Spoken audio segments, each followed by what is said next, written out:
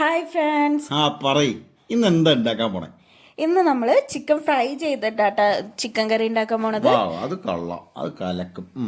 അതെങ്ങനെ ഉണ്ടാക്കണേന്ന് നമുക്ക് നോക്കാം. നമുക്ക് ആദ്യം ഒരു ചട്ടീനകത്തേക്ക് കുറച്ച് വെളിച്ചെണ്ണ ഒഴിച്ചിട്ട് സവാള നമ്മൾ വാട്ടിയെടുക്കണം.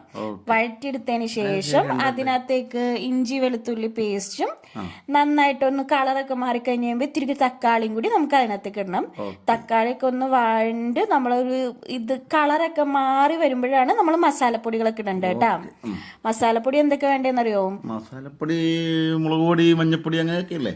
മുളക് പൊടിയും മഞ്ഞപ്പൊടിയും പിന്നെ ഗരം മസാല, ചിക്കൻ മസാല, മല്ലിപ്പൊടി, ഇത്രയാണ് നമ്മൾ ഇടുന്നത്. ഇത്ര ഇട്ട് നന്നായിട്ടൊന്ന് മൂത്ത് വരണം. ഇതിന്റെ പച്ചമണമൊക്കെ, മസാലയുടെ പച്ചമണമൊക്കെ മാറി കഴിഞ്ഞ് കഴിയുമ്പോഴാണ് ഞാനിവിടെ കുറച്ച് വെള്ളം ചേർക്കും. ചേർക്കാത്തവരുണ്ട്, ചിക്കൻ ഡയറക്റ്റ് ആയിട്ട് ഇടുന്നവരുണ്ട്. അപ്പൊ നമ്മൾ ചിക്കൻ ഇടുന്നതിന് മുമ്പ് കുറച്ച് വെള്ളം ചേർക്കണേ.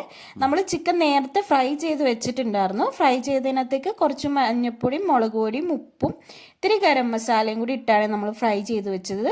നമ്മൾ ഈ മസാലക്കൂട്ടിലേക്ക് ഇത്തിരി വെള്ളം ചേർത്ത് വെളിച്ചെണ്ണയൊക്കെ ഒന്ന് തെളിഞ്ഞ് വരുമ്പോഴത്തേക്കും ആണ് നമ്മൾ ചിക്കൻ വറുത്തതിടണ്ടേ. ഇട്ടതിന് ശേഷം നമ്മൾ ഇതൊന്ന് മൂടി വെക്കണേ. മൂടി വെച്ച് അതിൽ നിന്ന് കുറച്ച് വെള്ളം വരും. വെള്ളം വേണ്ടവർക്ക് വെള്ളം ചേർക്കാം. ഇത്തിരി ഗ്രേവി പോലെ ഇവിടെ ഇഷ്ടമുള്ളത് കൊണ്ടാണ് ഞാൻ ഇങ്ങനെ എടുത്തേക്കണത്. അങ്ങനെ നമ്മുടെ ഇതിന്റെ മുകളിലേക്ക് മല്ലിയിലൊക്കെ ഇടുന്നവരുണ്ട്, മല്ലിയിലൊക്കെ ഇടാം. എനിക്ക് ഇഷ്ടമല്ലാത്തതുകൊണ്ടാണ് ഇടാത്തത്. നമ്മുടെ ചിക്കൻ. അപ്പൊ എല്ലാവരും ഒന്ന് ട്രൈ ചെയ്ത് നോക്കണേ.